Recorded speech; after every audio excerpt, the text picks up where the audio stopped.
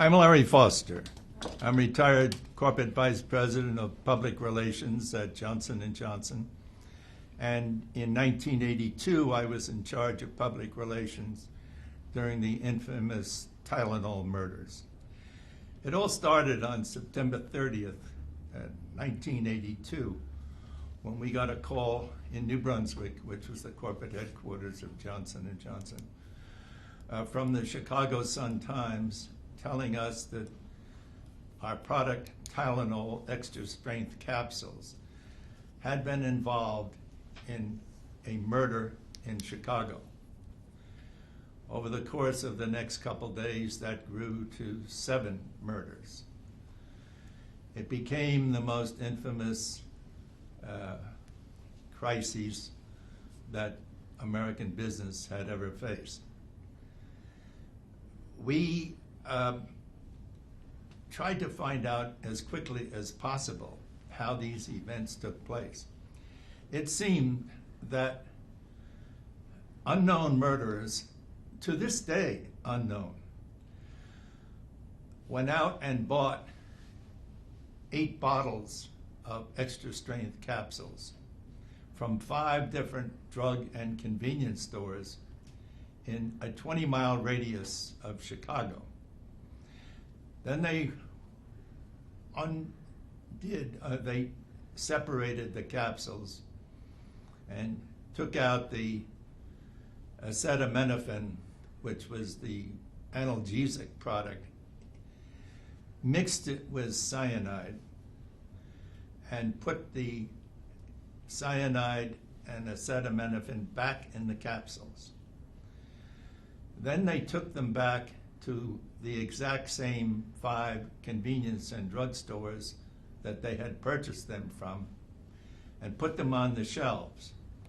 So some unsuspecting customer would come by, pick them up, ingest the capsule, and die from it. They were very careful because they had to put the packaging back in the exact same store. Otherwise, when they got to the checkout counter, there would be a discrepancy. And in order to do this, they did it very carefully. And there was no suspicion at the checkout counter. That's the background. And now I'll listen to and respond to the questions from our student visitors. Amanda, do you want to be first? What was the company's initial reaction when it learned that the Chicago deaths were related to Tylenol? Did you believe that the company would be able to salvage its reputation? Well, in the beginning, Amanda, we were overwhelmed by the enormity of this event. And we were struggling to maintain our good reputation. And we did several things immediately that were very important. One, we were open with the news media, and secondly, we began a recall of 31 million bottles of extra strength capsules, Tylenol capsules, that were out in the market across the nation, 31 million. And those 2 immediate actions helped to preserve our reputation, but there were a lot of events that followed that before we were reasonably certain that our reputation had been preserved. Kevin. Because product tamperings were unheard of before the Tylenol case, did you have any kind of crisis plan ahead of time dealing with this, or did you kind of have to go on the fly? Well, Kevin, that's a very interesting question. If I were to tell you that crisis management did not exist in the terminology of public relations people prior to 1982, that was the birth of crisis management. Jim Burke, our chairman at the time, chairman and CEO, called it the birth of a cottage industry. we had plans for the usual type of emergency, and they were not voluminous plans, because I don't believe in voluminous plans that you put in a file cabinet gathering dust, and then when something happens, you forget to go there because you're too busy trying to solve the problem. And we had plans for such things as explosions at factories, and particularly in places where there was volatile material. And we went through that rather quickly and without giving the thought of something of the magnitude of Tylenol murders happening. The one thing that helped us immeasurably, I had a relatively small staff for a corporation as large as Johnson & Johnson. And I had on the staff 5 trained journalists, including myself. In those days, in the early days of public relations, that's where you got your assistants and your staff from, usually from the field of journalism. And these 5 people, including the 4 others and myself, we knew the business of news, and we knew how news was generated, and we knew how news was written, and we knew what reporters needed and what they wanted. So we felt reasonably comforted by the fact that we were staffed to do it. We did not have an outside agency helping us resolve the problem of handling the emergency. We did have an outside agency helping us bring the product back. Amanda. It is said that actions speak louder than words. Throughout the crisis, your plan of action rested on the Johnson & Johnson Credo. How would you say that the Credo enabled you to make decisions that affected the company? Well, the Johnson & Johnson Credo, written in 1943 by Robert Wood Johnson, is at the very heart of the culture of Johnson & Johnson. And every employee of the company gets to know the Credo, and they get to know how and why the Credo was written. The Credo had 4 fundamental points to it, and it's all written on one page. The first is a responsibility to the customers. Secondly, a responsibility to employees. Thirdly, a responsibility to the communities where we work and where we live. And fourthly, a responsibility to the stockholders. At one time, I can remember being in a stockholder meeting with Robert Wood Johnson, the man who wrote the Credo, who at that time was chairman of the company. And someone in the back of the room stood up and said, Mr. Johnson, I see where you put the stockholder last. And they said, why are we last? And Robert Wood Johnson looked them in the eye and said, if the company performs the other responsibilities well, the stockholder will be well served. And I would like to remind you, sir, I am the largest stockholder. And that took care of that. Kevin. All right, so often we hear of companies do a cost analysis when they face a crisis, if doing a recall is going to be much more expensive than, say, dealing with the tragedies of the family and paying those lawsuits. Did you have any discussion like that in the office, if that was a route to take, or did you immediately decide to do the recall? It wasn't an easy decision, but there was no discussion about the cost. Actually, it cost us $125 million to do the recall. And 25 years ago in business, $125 million was a lot more than it represents today.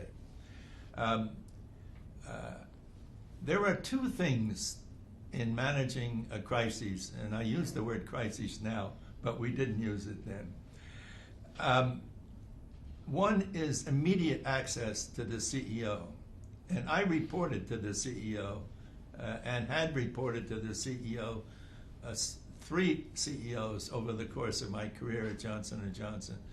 So I'd never reported to anyone else but the top man in the company. And I had immediate access to Jim Burke. It was a matter of walking up one flight and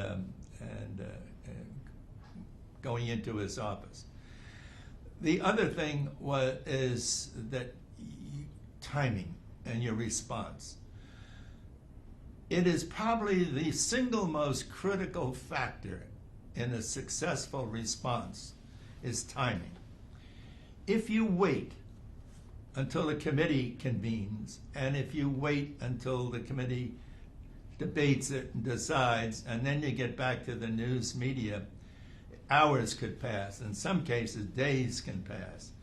And you've seen these examples in corporations that have been not responsible in getting back to the news media. So 2 things: timing and immediate response, and secondly, immediate access to the CEO. And putting the CEO out in front where he belongs, because he's the one that's responsible for managing the company. Do you think things would have gone differently with a different CEO? Not at Johnson & Johnson, because they were committed to the Credo. Let me digress for just a moment. In 1976, Jim Burke was about to take over from Dick Sellers. Burke was about to take over as chairman and CEO. At that time, we had 150 companies around the world, wholly owned affiliates. Today, it's closer to 250. But on the walls of these plants around the world, in their own language, on the walls of offices around the world, the Credo hung, the one-page Credo. Burke began to worry whether or not people believed in the Credo as strongly as they should. So Burke said, look, before I become chairman, we are going to have a series of Credo challenge meetings. And we are going to ask the management of this company and the management around the world to debate and critique and make suggestions regarding the Credo. If you want to continue with this document and you really are committed to it and you believe in it, fine. But if you don't, it's a hypocrisy. So let's take the document off the wall and get rid of it. And that exercise took literally 2 years. And we videotaped a lot of these meetings. And there were debates. Not everyone believed as strongly in the Credo as others. But by a wide margin, by predominantly wide margin, the Credo was accepted, and everyone committed themselves in management, and employees committed themselves to it. So if Credo was at a strong high point at the time the Tylenol tragedies broke. And there was no need to reinforce the employees of the company and the management with the importance of the Credo, because they had just committed to it. The company utilized video focus groups where they asked the public about their faith in the company and their willingness to buy the product again. How often did you engage the public in this kind of forum? Well, Amanda, 2 things are important there. One, because we had such a widespread company, 150 companies around the world, we had decided to create a worldwide video network. And we had a studio in New Brunswick, and we developed programming of various types, largely aimed at our employees for this particular facet of the video network. And we did these programs and sent them out on compatible video cassettes around the world. So we had complete access to our employees, and we sent them overnight, dispatched overnight, and the communications during the crises, during the tragedy, with our employees was very good. Now you ask about customers. Jim Burke is a marketing expert. I would go so far as to call him a marketing genius. Jim is a graduate of the Harvard Business School, and he worked for Procter & Gamble for a short time before joining Johnson & Johnson. He was very, very sensitive to the reaction of customers. So beginning with the first day of the tragedy, he dispatched cameramen out to various cities across the country and asked for man on the street, woman on the street interviews. And we got the feel from that of just what the public was thinking. Now these tapes came back, and Burke, I can remember many, many days, took some of them home with him and would watch them at night. There was a strategy committee formed by Burke from the first day, day one. There were 7 of us on that committee: the chairman, the president of the company, the general counsel, myself, the chairman of McNeil Pharmaceutical, which manufactured Tylenol, and another executive committee member who was very shrewd in marketing. We met twice a day, 9 o'clock in the morning and 5 o'clock in the afternoon, for 8 solid weeks. We never missed a meeting, and some of the early morning meetings ran into the evening meeting.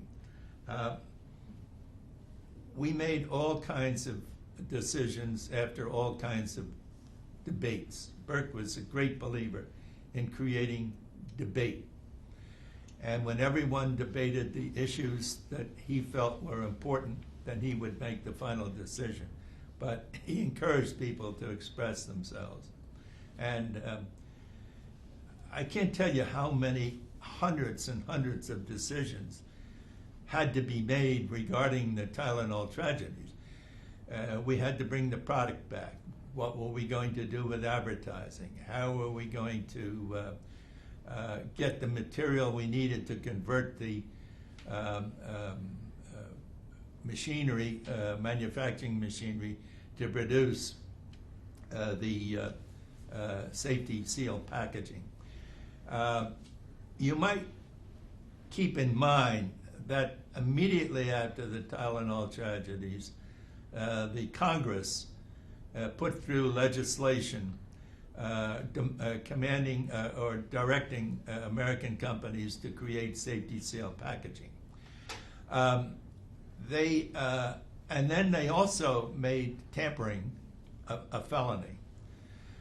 This was the fastest legislation ever passed in the United States Congress, and it had the unanimous endorsement of every congressman and every state governor, and everybody was gravely concerned.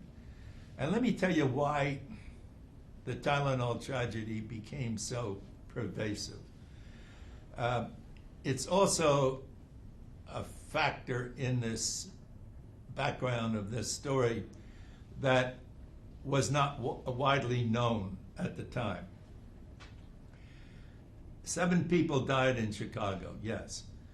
But in the weeks after the initial deaths were announced, there were some 250 or more deaths around the country where people had ingested Tylenol and died. And there was an immediate suspicion that they were poisoned by cyanide. And Tylenol was in their immediate was in their possession, either in their pocketbook, in the glove compartment, the car, in the medicine cabinet at home. And the authorities immediately suspected that this was another death from the Tylenol tragedy, which was called at the time the first terrorism act on the American people. And it was also said by the Associated Press reporter in Chicago that it was the first time that terrorism had ever reached into the American home. So while the authorities in Chicago were focusing on who did these 7 heinous crimes, the 250 other deaths were occurring time after time across the country. And in each local city and each local town where there was a death, the authorities were saying, well, we suspect that it might be another Tylenol murder. And this kept going on. And it wasn't until later that we put the pieces of this together and realized why the story remained so strong. Incidentally, the people who smoked and who do smoke have traces of cyanide in their bloodstream. And you cannot determine the toxicological tests that had to be made on the victims, on the death of people who died, could not be done overnight. It took several days to complete the toxicological tests. So the answers weren't immediately available. And so the newspapers and the video and the television stations, et cetera, kept the story alive and multiplied this by 250. Now, these people died of deaths that normally occur. Heart attack, stroke, and other types of, I will call them normal, deaths that people that occur every day in this country. But at the time, the strong suspicion was because of the proximity to having Tylenol in their possession, that they too were part of the a victim of this, what some people thought might be a nationwide terrorism attack. With the families that were linked to the Tylenol murders, even though Tylenol was not to blame, I know they sympathized with the families a lot. What actions did Tylenol take, or Johnson & Johnson take, to help these families? There was a lot of debate about that. We wanted to take stronger action than we did, but we were deterred by the legal counsel from going too far because obviously at the time no one knew who was the cause of it. We wrote letters of condolence to each of the families, and Mr. Berg signed them. But more direct action was discouraged by the legal authorities, and perhaps rightfully so. Some of us debated that we should express a more tangible form of condolence. Others on the legal side said, "Be careful, because you might be influencing a legal case." Amanda. How did Johnson & Johnson interact with the local police authorities and the FBI? Was there a constant line of communication open between the company and the investigative forces? It was one of the most widely investigated murders cases in the nation's history. The FBI, the FDA, the Secret Service got involved. The state authorities in Chicago and the state of Illinois got involved, and they set up a command post and some of these press conferences, and would attract 200 people. The Tylenol murders it was the most widely covered story in the American press since the assassination of John Kennedy and the Vietnam War. Those were the only two stories that captured more attention and took more space and more time on TV. In the early weeks, we were averaging, the story was averaging 1 hour on network television. 1 hour on network television per day, which is a tremendous amount of time to be devoting to any one story.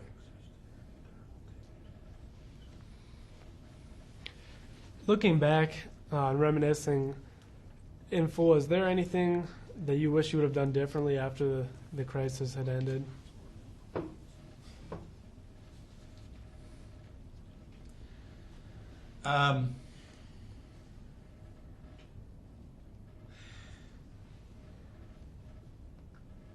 There was the only one time that I gave some misinformation to the press inadvertently was when I was asked if there was any Tylenol on the manufacturing site in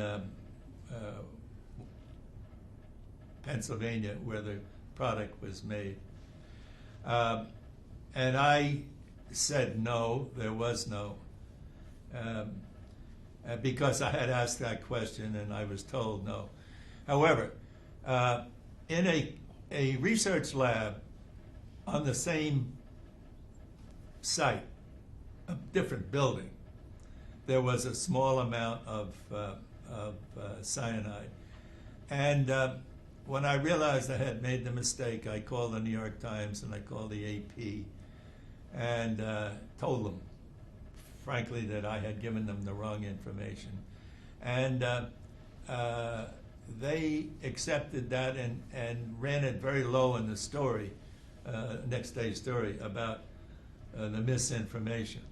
That's one thing I think I would have done differently. There probably were other things, Kevin. Nothing major. Nothing major. We worked day and night for untold amount of time. Days were blurred by when it ended and the next day started. And this went on for weeks and months because we wanted to bring the product back on the market. And you remember, or you may not, but we were able to bring the product back on the market almost less than 3 months later. We were told by, we had quickly designed triple safety seal packaging. And the safety seals began with the glued top to the box, and then there was a red plastic neck around the top of the bottle, which sealed it. And then when you got that open, you had to puncture a foil top on the bottle. But getting that manufactured, we were told, this could take a year or two. It was amazing. The people, the companies throughout the country who manufacture machinery and help create these methods of doing this did an absolutely fantastic job of cooperating with us. And in what was supposed to be months turned out to be weeks or days. And we were able to get the product back on the market within by December. And I might add, 1 year later, the product was selling better than it had at the time of the tragedy. At the time of the tragedy, Tylenol was a $400 million business. Overnight, the bottom dropped out of the business. We recalled 31 million bottles of Tylenol, and each bottle was tested. Interestingly enough, it turned out that 2 bottles contained cyanide. So by the recall, we saved some lives. And that was the recall that cost $125 million. But it was, it took a lot of time to get all those bottles back. In the meantime, our advertising campaign, well, immediately, obviously, on the murders, the first murders, all advertising stopped. One doesn't advertise a painkiller and then on the same newscast tell about murder. But we began a series of campaigns that said, trust us. We don't know what the answer is to this tragedy, but trust us. And as soon as we find out what it is, we will tell you. And then we went on with a different series of advertising, and we actually gave them coupons to buy the new product, Caplets, actually the first time the coupons were for extra strength capsules in triple safety seal packaging, which we thought was foolproof, and the government thought was foolproof. Amanda. That's all the questions. All right, Kevin, John. Let me ask a couple things, and Sure. feel free to expound on these because these are kind of like broader-based type questions. Before I ask a broad one, I got a real narrow one because I've had opportunity to talk to other people that have been in crisis situations, like the general in charge of the Air Force at the Pentagon on September 11th. Where were you when you first heard the news about the first poisoning? From whom did you hear it? What went through your mind? What was your initial reaction in that situation? Well, actually, I was home when I first heard it, and it was about 10 or 11 o'clock in the morning, and I had taken some time off. I was writing the history of the company. The first book I wrote was on the history of Johnson & Johnson, and the second was the biography of Robert Wood Johnson. But I got a call from one of my staff members and said, we have had a call from the Chicago Sun-Times. Interestingly enough, the Chicago Sun-Times, the first call, they didn't have the details of the murder, but they asked about the product. They wanted to know when the product was introduced and a lot of questions. And I had planned to go in that morning about 10 or 11, and I got there maybe 45 minutes after I heard that there was this inquiry, and all of the murders were not known the first day. First day, I think we learned about 2 or 3 murders, then second day another 2 or 3, until we reached a total of 7. One word description of my reaction: disbelief. Second description, 2 words: total disbelief. I just could not believe. And I think that describes how many in the company felt that our product could have been used as a murder weapon. I mean, a product that is designed to help you take care of pain, it would be used as a murder weapon. I think that our commitment to the Credo, where the customer comes first, was a great inspiration in the way we handle, and our total belief that being open and honest with the press. And there's an interesting facet of that. I had created what we called a press log in our office, and every press call that came in, the reporter's name was put down and the question he asked. Even if it was a very simple question, what year was the company founded? And questions that could not be immediately asked, we took his telephone number and we found out, and we kept that same practice going when this flurry of calls came in on avalanche of calls came in on the Tylenol murders. There were something like 150 or 175 calls the first day. And over the course of the next some weeks, it mounted to 2,500 reporters covering the story. We logged in every name and every response call, every response that we gave. Some of them we didn't know the information until maybe 2 or 3 in the morning. And I was delighted to be able to call a reporter at 2 or 3 in the morning and get back at him for having called me at 2 or 3 in the morning so many times. Yeah.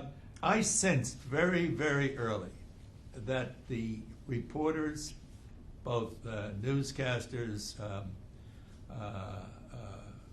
print reporters, television, radio, I sensed very, very early that they thought that Johnson & Johnson was a victim and that we would be cast as a victim. And this was very important. To be cast as a victim and not a villain in a situation like this was critically important. And we built on that by being cooperative and open. And the other thing, Jim Burke kept reminding us, by being open with the press, we were able to keep the American public informed. And you have to remember, we were not sure that there wasn't cyanide in bottles of Tylenol on the West Coast or anywhere in the country. We could not be sure of that. But by keeping reporters informed and being very cooperative with them, we were able to keep the public informed, and that was another way of serving the customer, keeping them informed via the media. Mm-hmm. Larry, you, Jim Murray, other people on your staff had years of background in journalism before becoming a public relations practitioner with Johnson & Johnson. You were a night editor for several years, so you're used to unusual stories and unusual situations, from your past. How did that prepare you for what you faced when they, like you said, the avalanche came in? And did that help, do you believe, in terms of the degree of trust and belief, like you said, that the media cast you more as a victim in the situation? Well, I began my journalism here at Penn State on the Daily Collegian, and then I went on to the Newark News, which was the largest daily in New Jersey at the time, starting as a reporter and then a bureau chief and then night editor. And I covered a lot of stories. I covered, plane crashes and all kinds of things that happen in large states with a large daily newspaper. I learned early in my journalism career, stay cool, stay as calm as you can stay, and stay objective. Don't panic, because the minute you panic and you're trying to cover a story, you're not covering it objectively. So I carried that over to my work at Johnson & Johnson. There's something indescribable inside that I can't tell you what it is, but when things get really rough and there's a tendency to panic, something inside of me turns it the other way around and says, be calm and try to handle this one step at a time. If you look at problems and you try to deal with them, and you look at the enormity of them, they can be overwhelming.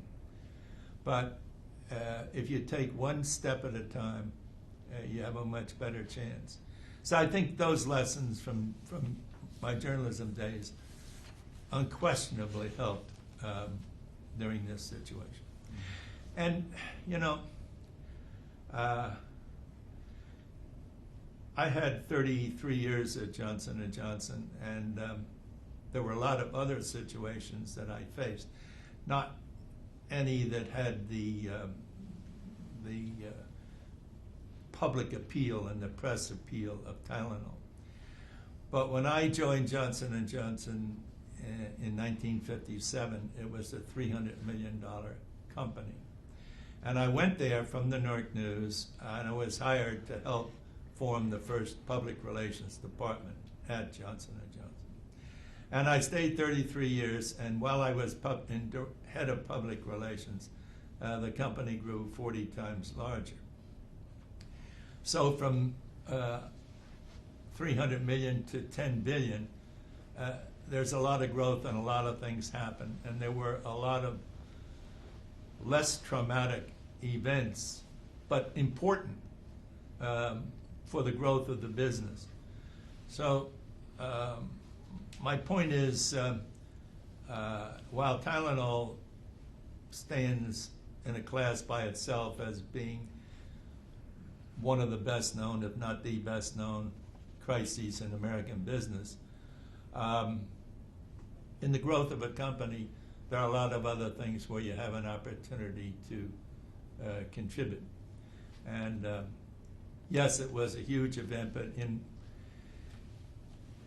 my eyes, being able to head public relations of when a company grows 40 times larger, to me that's much more important than being head of public relations during Tylenol. The way you described that leads to a real obvious follow-up. You were there for about 25 years when this tragedy took place. Mm-hmm. Robert Wood Johnson, decades at the helm of the company. You and James Burke had known each other for many years prior to that. Steady at the helm, perhaps type of a management mindset. Did that contribute to the ability for people to see things together in those strategy committee sessions? And isn't there a certain constancy that seems to be missing in a lot of American business today, that you know, other companies wouldn't react as well because they don't have that steadiness and that consistency? I think you're absolutely right, John. Johnson & Johnson was the kind of company that attracted quality people, and they made it very worthwhile their while to stay. And so having long-term employees and long-term management was not unusual. It was more the the rule more than the exception. I think that one of the problems of American business today is that there is a greed factor that seems to dominate so many decisions. Robert Wood Johnson took care of his people very well. The stock grants were generous. The stock grew by leaps and bounds. And he also, and each of the chairmen that I worked for, Philip Hoffman, Richard Sellers, and Jim Burke, gave their people a lot of latitude. People who have ability like to make decisions. They like to run things. And they don't like to be told every step of the way what to do and how to do it.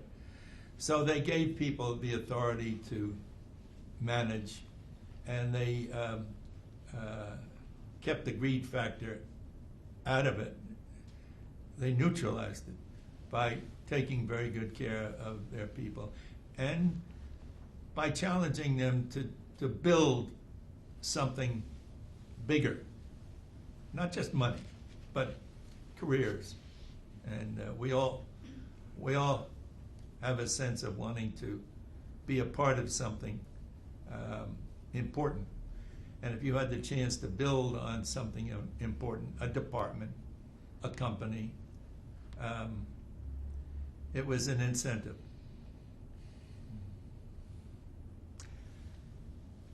Jim Burke, you, the other members of that steering committee, you made a decision to recall that product voluntarily. In fact, if I read your book correctly and understand, you actually did it before the FBI and the FDA had reached that conclusion, and they actually didn't want you to do the recall, but you decided to go ahead and do that anyway.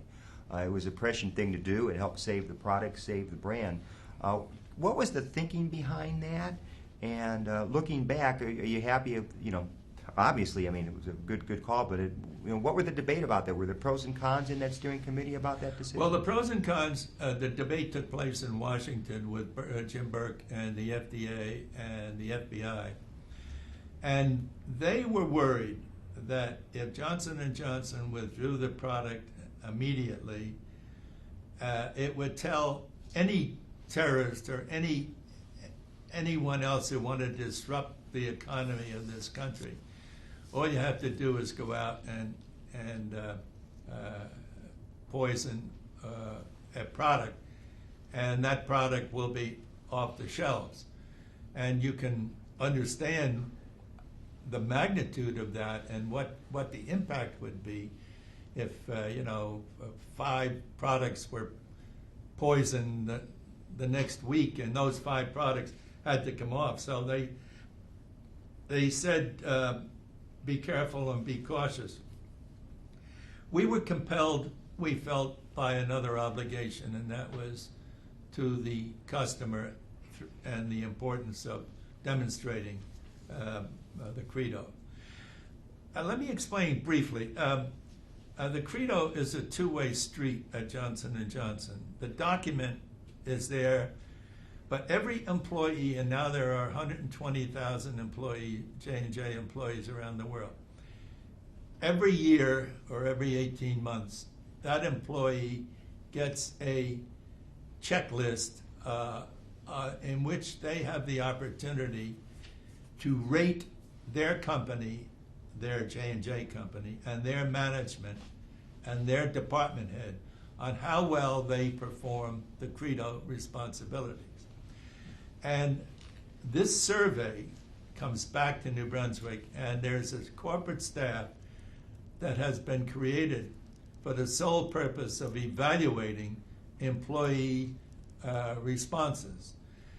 And what happens, the employees rate the department head and the company, and then the Credo survey team summarizes this and presents it to the department head. And all of this on the employee part is done anonymously. And they are given a certain amount of time to correct problems that are apparent, that they weren't doing this and they weren't doing that. And that's how the Credo works both ways. Both the management imposing the guidelines on the employees and the employees' feedback on the management. So it's a test both ways, and it's not a one-way street. Larry, one of the things they teach in crisis communication, college students levels on up through the corporations these days, is first thing is, you show sympathy for the situation, put somebody out on the ground where the tragedy has occurred. Your team was all based in New Brunswick, obviously. Was there anybody who went to Chicago and got involved on the ground there? First day. Who was it? Bob Andrews, who was trained as an excellent daily newspaper person up in New England. And that's one thing I learned. One of the many things I learned at the NERC News under some city editors who were very impatient. And I remember once when I was a bureau chief, I called the city desk at night and I said, boy, there must be something going on in this town. I just saw 5 fire engines go by or something like that. And my city editor, in words that are a little more forceful than I can describe here, said, what the blankety blank blank are you doing there? Why aren't you out at the scene? You have to have, and you should have, to get your information solid and accurate, you have to have someone on the scene. Bob Andrews spent 3 weeks in Chicago, maybe 5 weeks in Chicago, following the story day to day. He knew the reporters who were covering. He knew the FBI and the other authorities who were working on the solution. And his information, the feedback, was invaluable. Bob Diffin, another of my assistants, was down at McNeil. In the beginning, they thought that maybe the product had been poisoned at the factory. It turned out that, and because each lot has a number, the lot numbers in Chicago traced it back to Pennsylvania. But very soon thereafter, a lot number from a Texas plant showed up, and that told us that this could not have been poisoned at the factory. It was done outside the factory. Mm. And one of the engineers figured out that if it were to be poisoned at the factory, the way that these things are made in huge vats, mixed in huge vats, that it would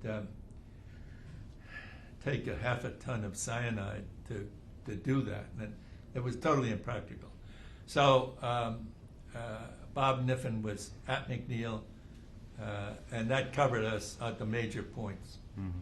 Johnson & Johnson let the FBI and the other people investigating the Tylenol tragedies into the factory at Fort Washington and into the one at Round Rock, Texas, when they were examining. Immediately. Yet there was a degree of openness about that and a degree of, yes, we're going to cooperate with everybody possible. Was that a unanimous decision? I mean, did the legal counsel stand up? No, unanimous. Mm-hmm. You have to remember, we were still in a state of disbelief that anything like this could happen. And you also have to remember that while there were many copycat crimes that came up in this country in the months and years following the first Tylenol tragedy, there had never been anything of the magnitude of the murders. And people still can't figure out in their minds.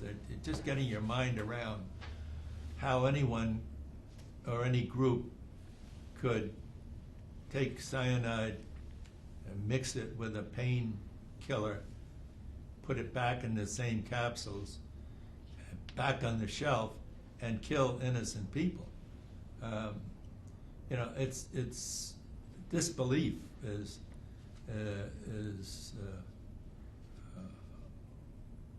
something that you quickly accept. Disbelief.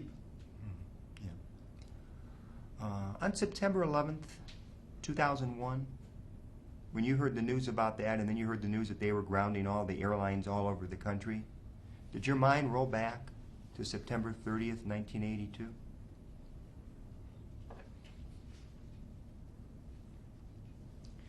In truth, my mind never left September 30th, 1982. And you remember in 1986, there was another murder in Westchester County, New York. One woman died having ingested cyanide in an extra strength capsule. The problem there was the authorities in Westchester County could not figure out how the murderer invaded the extra strength the safety seal packaging. And they looked it over and looked it over and looked it over, and finally sent it to the FBI lab in Washington. And the FBI figured out how it was done. I won't give you details, but I can tell you they managed to cut through the bottom of the plastic container, bottle, remove the capsules, put the cyanide capsule in, and they managed to get the piece back in the bottle and get it on the shelf so it was undetectable. In other words, you didn't have to go through any of the safety seals at the top of the bottle. When this happened 4 years later, we just didn't believe that it could possibly happen again. The strategy committee met again.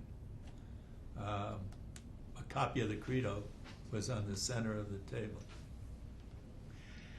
And we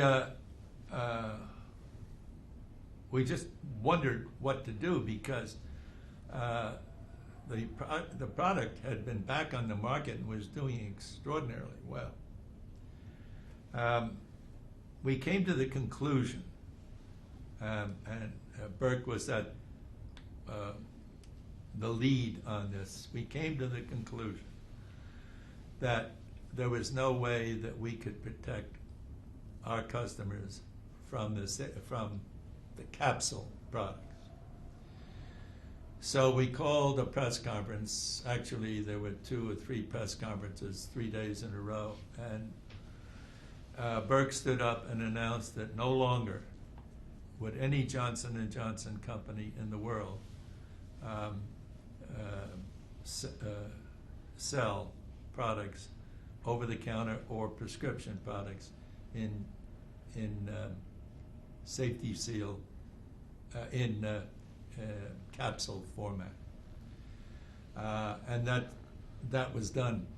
I failed to mention earlier that while we think of this as we thought of Tylenol as a U.S. problem.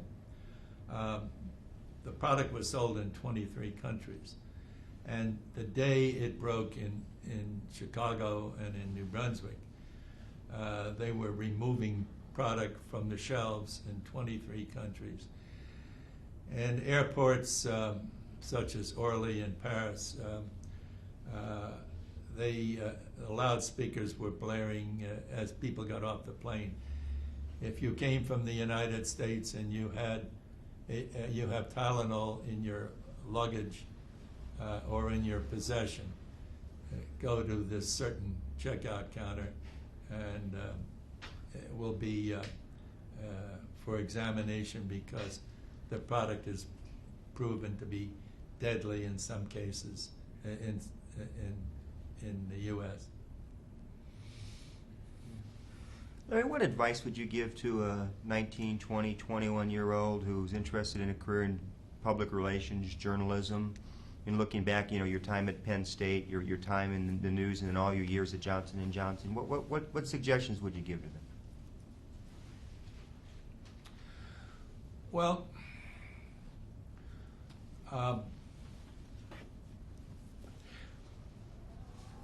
one thing I would do is encourage them to pursue a career in public relations. And I'll stick to that as opposed to journalism because I believe largely about the same about both. It's a fascinating career. Do it with a great sense of enthusiasm. Learn to write. You don't have to be a Pulitzer Prize writer. You can write with clarity and persuasion, and that will set you apart from most of the people in the company. And if you are in a career in public relations, get to know something about the business that you're in. Not just the public relations aspect of it, but the business. And then you'll be able to advise and counsel the senior management if you know something about the problems they face. I heartily encourage it. I think it's a fascinating career, and do it with great enthusiasm, and the rewards will be many. And they don't all have to be financial rewards. They can be rewards of enjoyment and fulfillment on having chosen a wise career. Last question. We're in the Page Center. Right. Arthur Page was one of the founders of PR. Yes. Page Principles. In the corporate sense, yes. Yeah. Page Principles probably influenced a lot of companies, perhaps even Robert Wood Johnson. How important are those principles in the 21st century? John, they're more important now than they have ever been. Because today in business, you have some of the former luminaries of business serving long terms in jail. You have companies destroyed. You have people's retirement benefits destroyed and wiped out. Business has lost a lot of its prestige. That can only be recreated by people who do good things in business, including the public relations people, and doing it with good conscience and with a great deal of skill. So those principles that set forth in the Credo and in Page Principles, which begin with the first one in tell the truth. Always tell the truth, never lie to the press. Those principles, I think, they are more needed now. They're more necessary now than they have ever been.